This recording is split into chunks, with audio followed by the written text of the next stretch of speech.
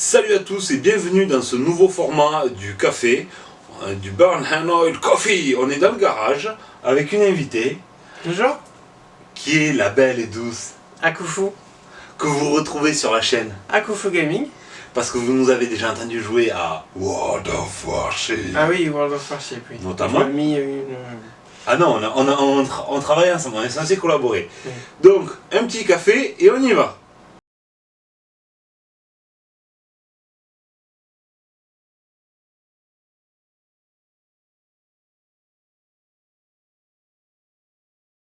Donc, comme vous le voyez, on va attaquer, c'est marqué là, California.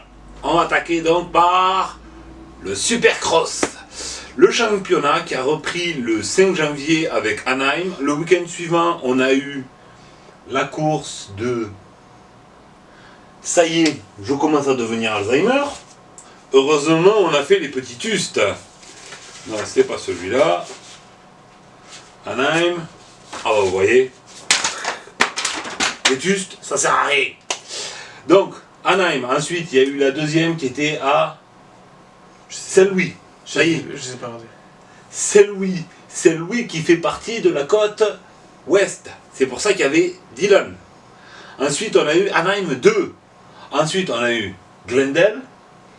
Et là, on a eu le week-end dernier, c'était San Francisco. Là, tu parles de tous les circuits qu'il y a de, Voilà. de Supercross. Qu'on a fait au début de la saison. En Supercross. Voilà. On fait le récap parce qu'on va faire comme ça maintenant. Ouais, c'est ma caution débutant. Oui.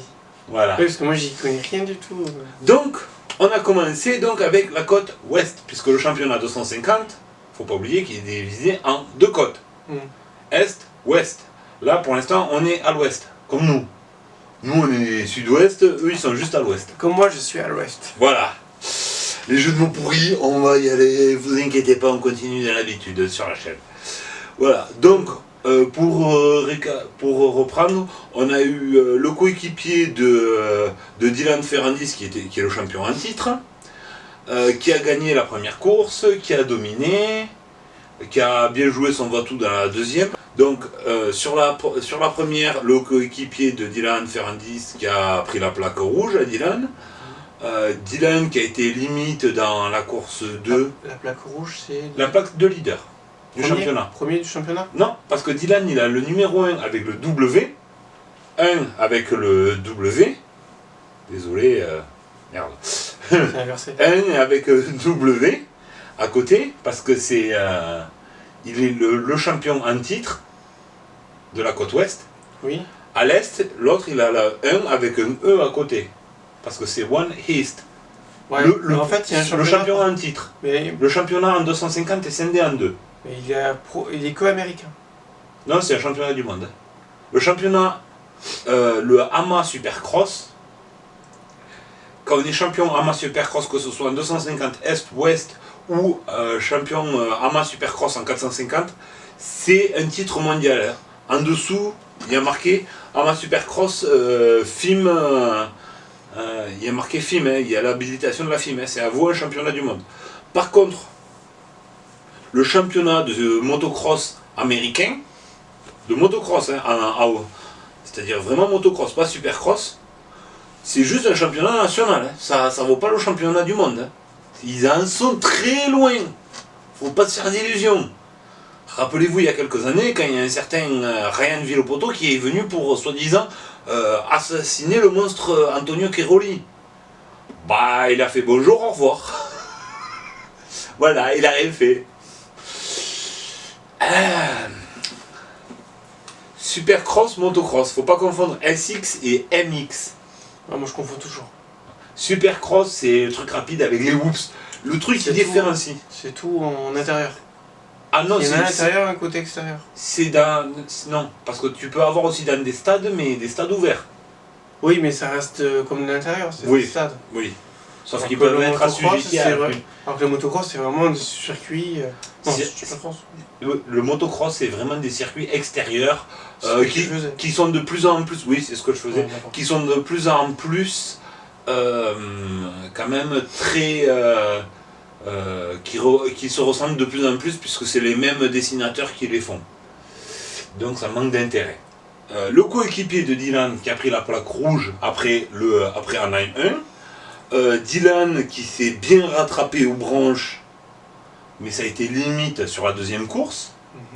Sur la troisième course à Anaheim, vous avez vu la polémique.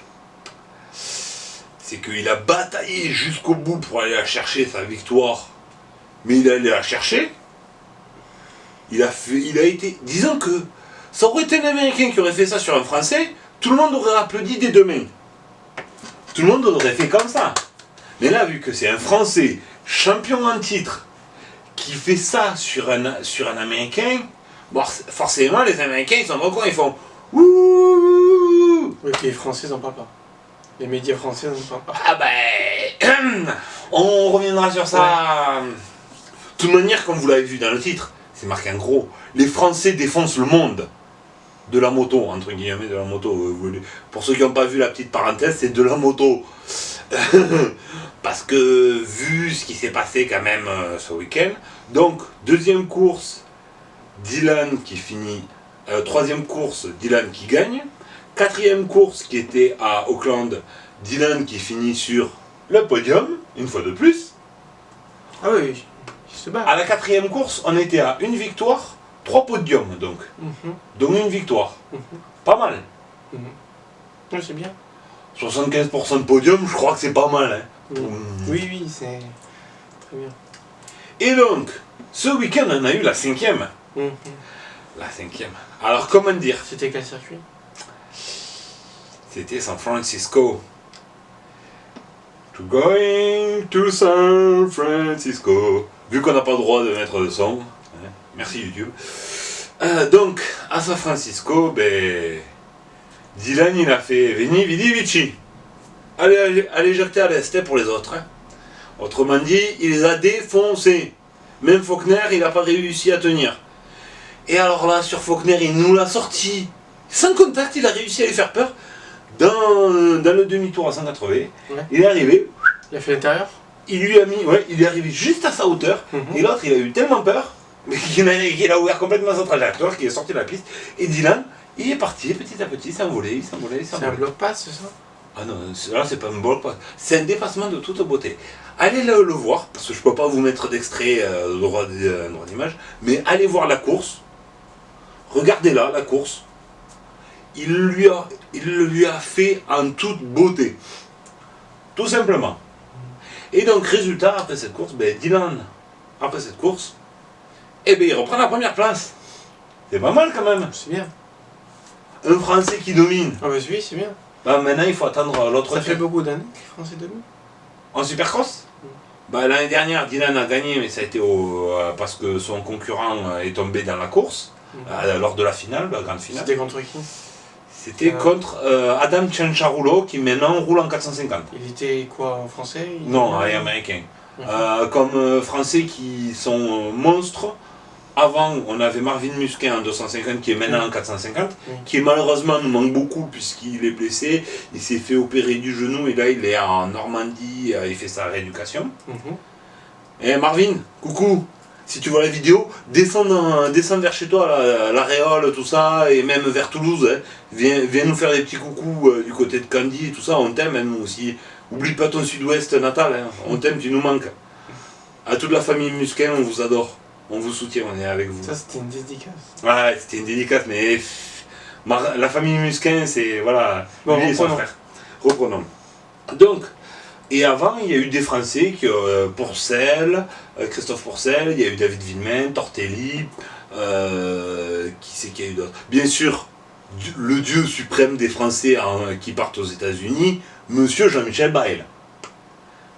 Il est venu, il a observé la deuxième année, il les a défoncés. Voilà, bon, ben depuis, on attend toujours qu'il y ait un Français qui en fasse autant. Ce que je pense que Dylan... je veux pas faire des paris, mais je miserais bien quand même un petit billet de 5 sur Dylan quand il passera en 450. Hein. Je pense que ça risque de faire très mal. Déjà, je pense qu'il risque peut-être d'aller chercher le titre, ou au moins, si par malchance, il n'a pas le titre à la fin, il conserve pas son titre à la fin de l'année, au moins il sera deuxième, je pense. Sauf s'il a une grosse blessure ou qu'il a vraiment pas de chance. Mais il sera sur le podium, c'est sûr et certain. on croise les doigts, on touche du bois, on lui dit merde pour la première place. Hein mais. Faut pas qu'il tombe. Ouais. Parce que c'est lui qui tombe en fait. Non. Non. Ça n'arrive pas de tomber. Ça lui arrive, mais enfin bon, vu comme il a encore élevé son niveau par rapport à l'année dernière, je pense pas là, que. c'est du 250, c'est ça. Là, c'est du 250. Et l'an prochain, il passe à 450 à Kiyama. Normalement, si tout va bien, vu ce qui est prévu dans les tuyaux, oui, il est censé passer en 450. D'ailleurs, on va y passer tout de suite. Merci pour la transition. Je t'en prie. On passe au 450. Alors, 450. Bon, donc, on n'a pas Marvin. Son coéquipier Cooper Webb, qui a été champion l'année dernière, qui a eu un cul d'enfer toute la saison dernière pour être aussi le cul, et parce qu'il était dans les bonnes conditions. Cette année, ça fonctionne moins bien. Faut se le dire, hein, sur les 5 courses, bon, il est bien placé, mais ça fonctionne moins bien. Un qui ose faire, c'est Eli Tomac. Il a eu les 2 premières courses un peu difficiles. Et un pilote que j'adore, qui a gagné le Supercross de Paris, qui a été King of Paris 2019, et qui a gagné la première course comme l'année dernière, c'est Bam Bam Barcia, qui a gagné la première à Anaheim comme l'année dernière. Autant l'année dernière c'est dans des conditions très humides, autant cette année c'est dans des conditions sèches parfaites. Voilà. La deuxième course qui a été remportée par Ken Roczen, la troisième par Eli Tomac, la quatrième qui était la Triple Crown. On va vous expliquer ça dans quelques instants, parce que je suppose que Triple Crown ça te dit rien. Non.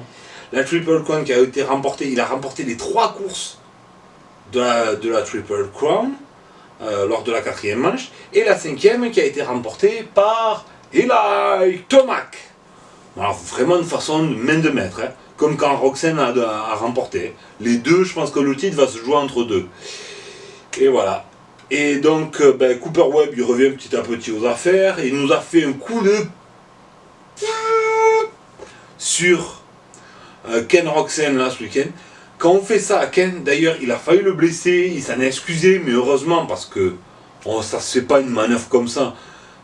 Quand tu es aux fraises toute la course, et juste sur un fait de course t'en profites pour mettre en danger un pilote que tu as déjà blessé 2 ans avant, t'évites de la ramener, quoi, t'évites de faire ça. Tu t'excuses, c'est la moindre des choses, Cooper Webb. Le mieux, ça aurait été que tu le fasses même pas, cette manœuvre-là. La triple couronne. Donc, la triple couronne, un week-end normal. Tu sais comment ça se passe? Je commence le vendredi soir. Ça commence avec l'installation et tout, la journée de presse, le press day le vendredi, le samedi matin des essais. Ouais. Samedi, début d'après-midi, ils font des essais chrono Oui. qui déterminent l'ordre pour les demi. En fait, c'est des qualifications qui déterminent l'ordre pour. Chacun fait son temps chrono, et celui qui fait le meilleur temps est le premier à choisir dans quelle demi-finale il sera, parce qu'il y a 2 demi-finales en course classique. Hein. Il y a 2 demi-finales par catégorie. Oui. Donc ils choisissent dans quelle demi-finale. Le premier par exemple il choisit, je vais être dans la 2e demi-finale, et quand il arrivera, il choisira, ça sera le premier à rentrer à choisir à quelle place il se met derrière la grille. Parce qu'il y a 22 places et ça sera le premier à choisir. Donc il choisira, il se placera, et à la fin, donc après on fait les demi-finales, ce qu'on appelle le Hit 1 et Hit 2, H-E-A-T.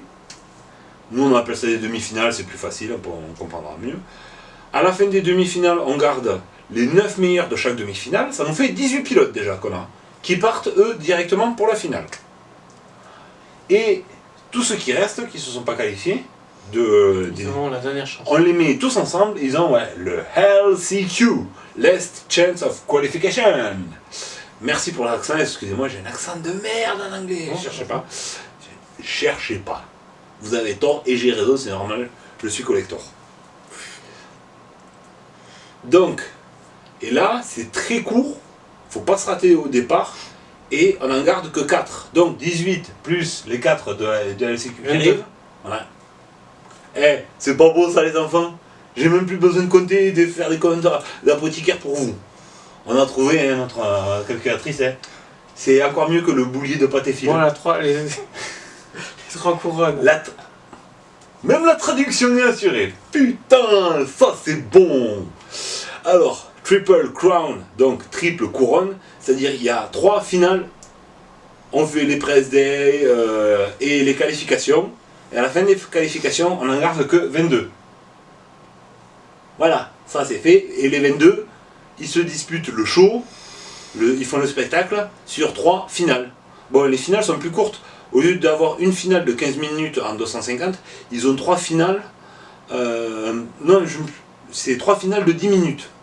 Je crois que c'était 7, 10, 12. Non, je me suis planté quand j'ai dit ça. Voilà. C'est 3 finales de 10 minutes plus 2 tours. Et en 250, et ça c'est en 250, et en 450, au lieu d'avoir une finale de 20 minutes plus 2 tours, ils ont 3 finales de 15 minutes. D'accord. Donc le triple. Le vainqueur, Non, le headshot. le hot shot. hole shot, Le hole shot H-O-L-E. est encore plus important. Et encore plus important, sachant que pour être vainqueur d'une course triple couronne, au total, à la fin de la soirée, ça suffit pas d'en gagner une et ensuite de faire 5 et 3. Non, faut être celui qui empoche le moins de points. Roxane l'a gagné parce qu'il a fait 1. Il a gagné 3 courses. Voilà, c'est tout. Dylan, lui, a fait 1, 2 et 2. Ça lui fait 5 points. Sauf que ça y est, j'ai oublié le nom. L'autre, il avait fait. L'autre, oui. Il avait fait 2, 1. Ah. Ça fait 4. Ah oui. Voilà, ça suffit, ça n'a pas suffi. Oui. Voilà. Et malheureusement, on doit déplorer, depuis la Triple Crown, il nous manque un pilote à qui on rend hommage, qui arrête sa saison cette année.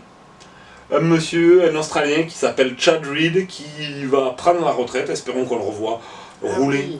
Monsieur Chad Reed, qui a déjà été King of Paris quand ça se passait encore au POPB, avant que tous ces d'investisseurs. Ah non, je dirais pas de gros mots. D'investisseurs ont décidé de ne plus accueillir le Supercross au Palais Omnisport de Paris-Bercy, qui s'appelle maintenant la. C'est dommage parce que c'était beau. Ouais, et c'était en plein Paris. Maintenant, ça se fait à la U Arena de Nanterre, donc c'est plus vraiment dans Paris, c'est à Nanterre. C'est à Nanterre. Voilà. Ouais, ça donne Avant, c'était à Bercy. Ça donne du prestige pour Nanterre. Bonjour le prestige. Quand on voit comment ils sont accueillis dans la ville, quand on voit comment Nanterre traite les motards. Je trouve qu'ils ont été rétrogradés. La salle est très bien. Je dirais pas le contraire. La salle est plus grande, c'est mieux pour ça. Mais sinon, autant les mettre au Stade de France. Et alors, au moins, il y a la place là-bas. Pour ceux qui se souviennent, qui ont à peu près le même âge que nous deux, en 2000-2001, il y a eu, je ne sais plus si c'est 2000 ou 2001, c'est pour ça que je vous donne les 2 années, il y a eu une course de Supercross faite dans le Stade de France, un terrain de Supercross, qui était à la limite d'être un terrain presque de motocross, tellement il était grand, parce qu'il passait même, il montait dans les tribunes à un moment, un peu comme si c'était du trial, mais ça restait un piste de motocross. Et le monsieur qui a gagné, c'était un monsieur, il y a le numéro là, pour ceux qui ne devinent pas. Si je vous en parle. Stéphane Evers. Ouais, c'est Steph qui a gagné. Mon idole. Voilà, monsieur Stéphane. Sur ce, on va se quitter pour les États-Unis, où un Français, bon, certes en 250, puisqu'en 450, c'est un Allemand. Mais enfin bon, Allemand, Français. C'est l'Europe. On est tous Européens, hein, on va pas se faire la gueule quand même. Donc, on va. Ça t'arrange quand même. Ya, ma général. Donc, mes chers amis, nous voilà de retour. On est toujours dans le café. On est toujours dans l'atelier du Burnham Oil Coffee. On est toujours au café, à la vôtre. Et donc, on va parler de la 45e édition de l'Enduro Pal du Touquet. Voilà, le Touquet. Le Touquet, oui, si tu préfères. Et c'est vrai qu'ils ont compliqué. Avant, on appelait ça juste le Touquet. On appelle toujours ça que le Touquet. Mais le nom officiel depuis quelques années, c'est l'Enduro Pal du Touquet. Je ne sais pas d'où ils sont allés chercher un nom pareil, parce qu'avant ça s'appelait juste l'Enduro du Touquet. J'ai toujours parlé du Touquet ou de l'enduro du Touquet, mais l'enduro pâle, je vois pas ce que ça vient faire en fait dans le nom. Mais peut-être qu'il y en a un qui me laissera dans le commentaire, là, en dessous de la vidéo, là, vous voyez. D'abord, alors quand vous descendez après la vidéo, vous mettez un petit pouce bleu. Vous abonnez à la chaîne. Vous vous abonnez, oui, la cloche avec des notifications et tout, parce que ça va, bientôt là, il y a des événements qui... Il y a un truc qui va reprendre, je vous en parlerai en Tout fait. a repris. Là, mais- Je dis rien. On va faire un petit teasing. Attendez jusqu'à la fin de la vidéo. Vous aurez plus d'infos sur le reste de la saison. Tatan. Donc, vous descendez, vous vous abonnez, la cloche, vous mettez un petit commentaire pour me dire pourquoi ça s'appelle Enduro Pâle du Touquet. Voilà. Et après, vous allez vous abonner sur sa chaîne. Akufu Gaming. Celui qui va pas s'abonner, attention, je vous vois d'ici, derrière vos ordinateurs. Celui qui va pas Ils font ce s'abonner, qu'ils veulent. Ils font ce qu'ils et veulent. attention, hein, je vous mets au défi sur un terrain de motocross. Wow. Bon, parlons de... Donc, l'Enduro Pâle du du Touquet. 1250 participants cette année, pour la partie moto. C'est un peu comme le Dakar, c'est-à-dire que des privés ou des gens des amateurs peuvent participer au Touquet. Alors, on va faire un petit cours d'histoire, tu comprendras certaines choses. D'accord. Qui a créé le Dakar? Attention, est-ce que quelqu'un a la bonne réponse? Attention? Oui? Peter Hansen. Non, mais non. Il y a 45 ans. C'est le même monsieur qui a créé le Dakar. Ah, il a créé le Dakar et le Touquet. Il a d'abord créé le Touquet avant de créer le Dakar. Ben non. C'est une course entre copains, ils se sont décidés de faire ça, voilà. Ah, c'est parti de là, une course entre copains. Ouais. Donc, il a créé... D'ailleurs, son père nous a quittés en fin d'année 2019. Mais c'est qui? Parce qu'on sait toujours pas là. Monsieur Thierry Sabine. Ah ben... Bah, quand même, ceux qui regardent ma chaîne savent quand même que le Dakar a été créé par Monsieur Thierry. Excuse-moi, mais... C'est qui est mort dans l'hélico avec Balavoine? Ah, je savais qu'il y avait Balavoine, mais je... Et Thierry Sabine, le créateur du Dakar. D'accord. Et son père, qui gardait le patrimoine, qui était un peu le gardien du temple, du temple Sabine, et qui avait réussi à sauver le Touquet où les gens voulaient le tuer, parce que pour soi-disant des raisons écologiques. Les écologistes, hein, vous faites ça uniquement par attrait politique. Nous qui voulons faire du vrai écologisme, tous les jours, on n'a pas les moyens, de s'acheter. Enfin bon, les digressions politiques, ça arrivera bientôt sur la chaîne, je vous expliquerai ça plus tard. Les gens qui regardent mes vidéos, je vous aime beaucoup. Ceux qui sont abonnés à la chaîne, je vous adore. Ceux qui sont là juste pour me casser les pieds, venez me casser les pieds, mais en vrai, on rigolera plus comme Je ça. pense qu'il mérite sur cette chaîne d'avoir un public constructif. Et d'ailleurs, je ne demande que ça, les amis. Parce que je suis désolé, mais contrairement à l'image qu'on veut donner, mais une moto d'enduro, exemple, ça fume plus comme ça. Maintenant, ça fume plus. Une moto d'enduro, pour ceux qui ont regardé le Touquet, ça ne fume que quand il y a de l'eau sur l'échappement ou sur le radiateur. Hein. C'est tout. Hein. Bon, on reprend le Touquet. Alors, reprenons le Touquet. Donc, 1250 personnes au départ cette année. Divisé en deux paquets depuis quelques années pour des mesures de sécurité, il vaut mieux. Oui, oui. Parce que tu lâcher 1250 personnes d'un coup, Ouais, ça fait de la voire juste 1000 personnes, ça risque de faire beaucoup de casse. Donc ils font des lots de 250? Non, Non. Ils divisent en deux? en deux. Deux paquets. Avec les premiers, avec la célèbre procession qui traverse tout le Touquet du parc fermé, ils récupèrent leur moto au parc fermé, les pilotes, et viennent se placer derrière la grille de départ, derrière l'élastique. Ok, ils les lâchent à 30 secondes d'intervalle, parce que 30 secondes, sachant qu'ils vont du Touquet jusqu'à Stella-Plage, ça fait 7 km tout droit, même s'ils ont mis deux chicanes. Les chicanes, quand t'es premier, tu la passes tout droit. Ouais. Tu vises bien, tu vises au ras d'un côté, Mais ça passe. on chicane, Ouais. comme ça. Tu vises au ras d'un côté, tu vises au ras de l'autre, et tu à la sortie, tu fais pouf, comme ça passe. Ouais. Et à la fin, ils ont mis des bosses. Les mecs, hier, dimanche, ils ont passé, notamment celui qui a fait le wall shot, un Français qui s'appelle Camille Chapelière, qui a encore fait le wall shot. Il l'a fait l'année dernière, il l'avait pas fait l'année d'avant, mais il le fait quasiment à chaque fois, et cette année sur le championnat des sables, il est à 8 all shots en tout, sur le championnat de France des sables. C'est vraiment monsieur all shot. Ah oui. Voilà. Sauf qu'il a fait le all shot et on a eu une énorme surprise. Personne ne s'y attendait. le pilote qui était deuxième et qui est resté deuxième, qui a même passé premier par certains moments sur la première heure, parce que le Touquet c'est 3 heures effectives de course. Ouais. C'est un motocross enduro, endurance, hein, avec 3 passages au stand obligatoires.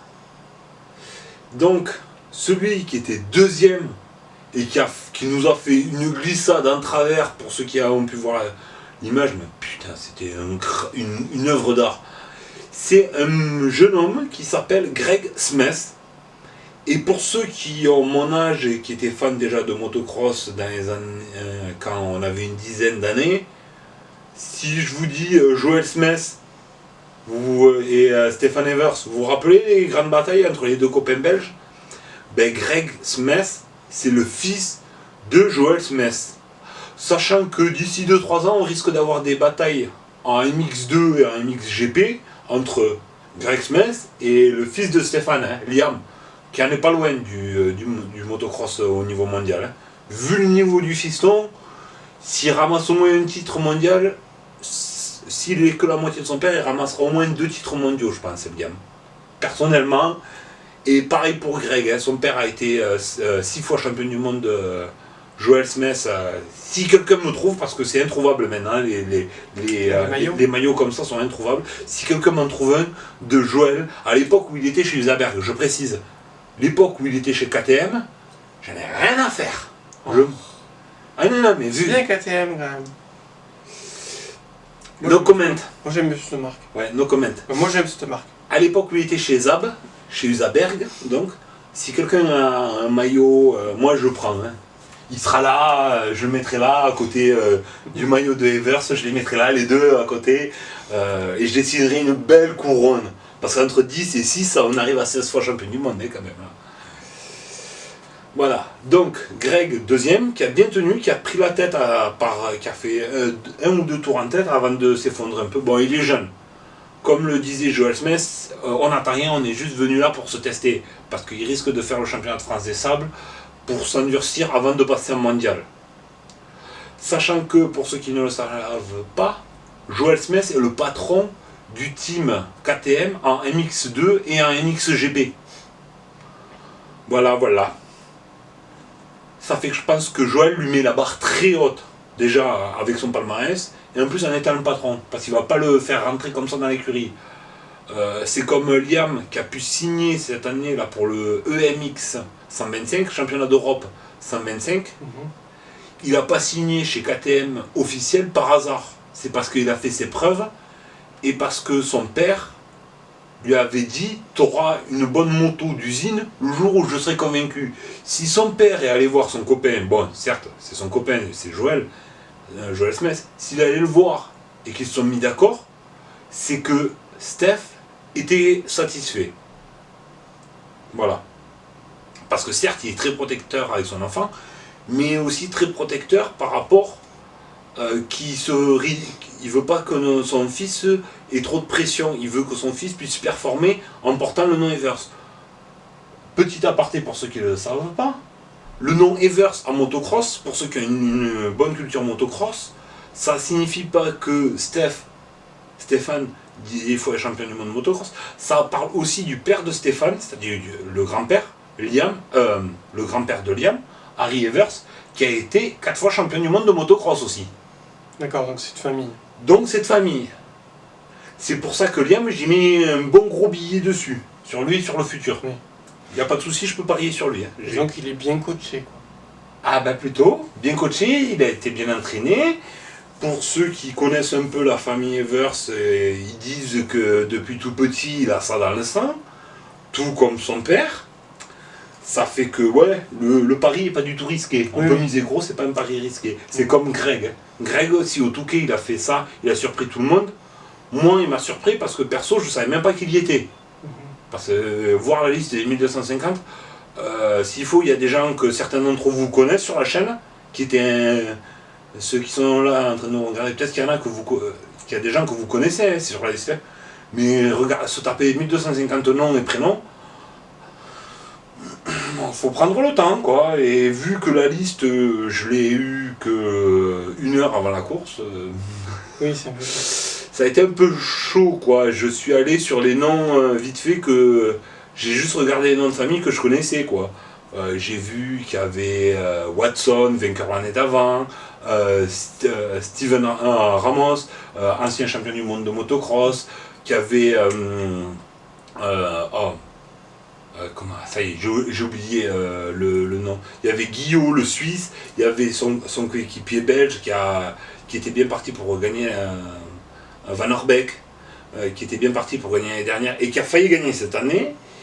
Et il y avait un nom que ça me faisait plaisir de voir, en espérant qu'il lui arrivait pas la même chose que l'année dernière, un certain Potisek. Alors Potisek, pour tous les fans du Touquet, ce nom, déjà vous l'avez entendu pas l'année dernière quand c'est Watson qui a gagné, mais juste l'année d'avant. Parce que c'est Milko Potisek qui avait gagné l'année d'avant. Et oui, Milko a 2 victoires, tout comme son cousin qui nous a quittés il y a quelques années, qui nous manque beaucoup. On a une pensée pour toute la famille Potisek, voilà.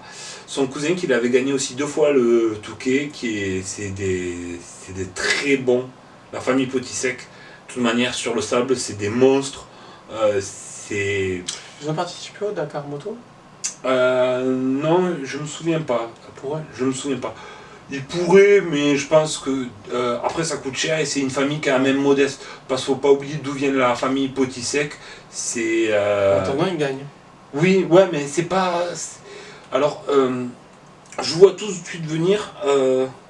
Si Dylan est parti aux États-Unis, c'est pas uniquement parce que ça l'intéressait, c'est parce que ce qui gagne aux États-Unis, jamais il l'aurait gagné en mondial. Hormis quand on s'appelle Antonio Cairoli, qu'on est 9 fois champion du monde, désolé, j'ai écorché, non. Quand on s'appelle sinon Tim Geiger, qu'on est pilote officiel Honda, ou qu'on s'appelle Erlings, voilà, que j'aime pas, vu les propos qu'il a tenus, quand on est... En fait, t'aimes bien la performance moto, mais t'aimes pas le mec, l'humain qui est derrière, en fait. Non, ça dépend, parce qu'Antonio Cairoli, je l'adore. Pour des raisons qui me semblent très proches et que je n'expliquerai pas, pour des raisons personnelles, j'adore cette personne. Après, c'est normal, tu vas avoir des préférences. Hein. Voilà, oui, non, mais après, je peux plus aimer certains pilotes que d'autres, mais quand on tient des propos, quand on n'a que 2 titres de champion du monde et qu'on se permet de dire que Monsieur Stéphane Evers est un tricheur et qu'il ne mérite pas tous ses titres, c'est de la jalousie. C'est de la jalousie, c'est de la bassesse, et on ferait mieux de fermer sa gueule parce que c'est le monsieur qui l'a lancé en motocross quand même, faut pas oublier. Ouais. Erlings n'aurait jamais eu de guidon si, à l'époque où Stéphane était le team manager de KTM à MX2, quand Marvin est parti aux États-Unis, il a dit t'as le petit jeune qu'on a là en championnat d'Europe, on va le faire monter, parce qu'il promet. Et le petit jeune, c'est de l'ingratitude, c'est de la bassesse, c'est de la saloperie, ça représente bien la mentalité du mec. C'est peut-être juste qu'un commentaire, peut-être qu'il n'est pas tout le temps comme ça. Ah si, il est très souvent blessant, désobligeant envers des gens qui sont plus âgés, envers qui il devrait du respect. Bon, reprenons. Voilà. Donc, c'est un très beau Touquet, même si on a eu peur jusqu'à 1h du terme que la marée envahisse. C'est comme si ce qui s'est passé samedi, la marée elle est remontée trop haute et elle a empêché de finir la course de quad. Voilà. Et c'était déjà arrivé aussi, il y a 2 ans déjà aussi pour les quads. Les quads, ils ont vraiment pas de chance. Hein. Et ils passent après. Non, les quads ils roulent le samedi, à la même heure le samedi. Ah, d'accord. C'est juste qu'ils n'ont pas eu de chance. D'accord. Voilà. Là, non, ça s'est bien passé. Par contre, il y avait un vent, ça caillait là-bas. Et on a eu du suspense jusqu'à 1h20, parce que Watson a été 10e, 9e, remonté. Il y a eu des accidents et tout. Le coéquipier de Milko, l'anglais, je ne sais plus comment il s'appelle, désolé. Il nous a fait des figures, il aurait pu se faire très mal, même sur le sable, ça peut faire très très mal. Voilà. Milko nous a fait quelques frayeurs parce qu'il 2 fois il s'est accroché avec. Il est tombé en s'accrochant avec des retardataires. ce qui était arrivé à Van Orbeek l'année dernière, qui s'était accroché avec un retardataire et qui avait percé son radiateur et résultat course ruinée. Mais là, non, en plus, le retardataire qui le fait tomber, tout de suite, il ne s'occupe même pas de sa moto, il va aider tout de suite Milko à relever. C'est ça l'esprit du Touquet, c'est que sur les 1200, tu dois avoir 100 pilotes vraiment de pointe. Et t'as 1000 copains. T'as 1100 pilotes. C'est tes copains. C'est des amateurs. Certains ils font le Touquet en amateur tous les ans, il y en a d'autres qui c'est la première année, il y en a d'autres ils le font une fois tous les 10 ans. Puis c'est des passionnés. Voilà, faut être passionné parce que 3 heures, faut se taper. Certes, Milko et toute la clique là, ils font un tour en 10, 15, entre 10 et 12 minutes, voire 15 minutes quand il y a un peu trop de bouchons. Ouais. Les autres, c'est une demi-heure, 3/4 d'heure, voire 1 heure au tour qu'ils mettent. Ouais. Faut vraiment être passionné pour se le taper, ça. Donc, le classement du Touquet pour les 5 premiers. Alors, le classement pour les 5 premiers, on est un sec de café. Le classement est donc 5e, le pilote anglais chez Yamaha qui s'appelle Kettel, si je ne me trompe pas. Vincent Kettel. Tes jeux de mots pourris, tu peux te les garder. Donc, en 4, c'était le pilote, un des 2 pilotes officiels KTM, c'est Camille Chapelière. Sur la KTM, qui a fait le shot. Je crois que c'est une bonne marque KTM. No comment. En 3, c'est donc... non, je me suis trompé. En 4, c'est... je sais même plus, là, d'un coup, j'ai un trou de mémoire. En 3. 3, c'est l'anglais Watson, sur KTM. En 2, c'est la Honda de Jérémy Van Orbeek, du team Honda officiel pour... Van Orbeek très connu, qui a été qui est un ancien vice-champion du monde de motocross à une époque où tu avais Paulin, Keroli, Geiger, Lefebvre, tous les grands récents qui étaient en pleine forme, ils étaient tous en forme au même moment et il a réussi à prendre le titre derrière afin d'être vice-champion du monde derrière l'un d'eux, mais les autres étaient derrière lui quand même. En top 1. Et donc en top 1, Monsieur Milko Potisek. Voilà, ça me fait plaisir. Deuxième, il arrive à égalité, comme je vous disais en début de vidéo, il arrive à égalité avec son cousin qui nous a quittés il y a quelques années. Donc encore. Donc sur ce les amis, on va se quitter là. Oui. On se dit au mois prochain. Merci pour l'invitation. Avec plaisir. Un petit pouce, un petit commentaire constructif, la cloche, n'oubliez pas, partage. Et on se retrouve très vite pour d'autres vidéos, mais ça, après le générique.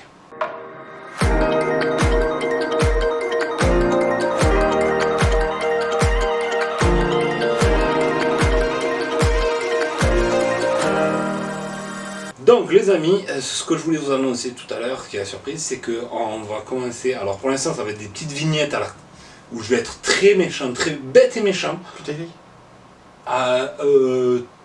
Très clash aussi. Oui.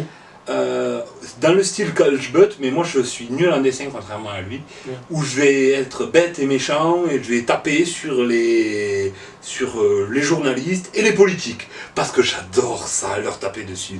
Ah oui, c'est donc on se retrouvera sur ça très bientôt. Tu vas faire la politique sur ta chaîne. Portez-vous bien, ciao ciao.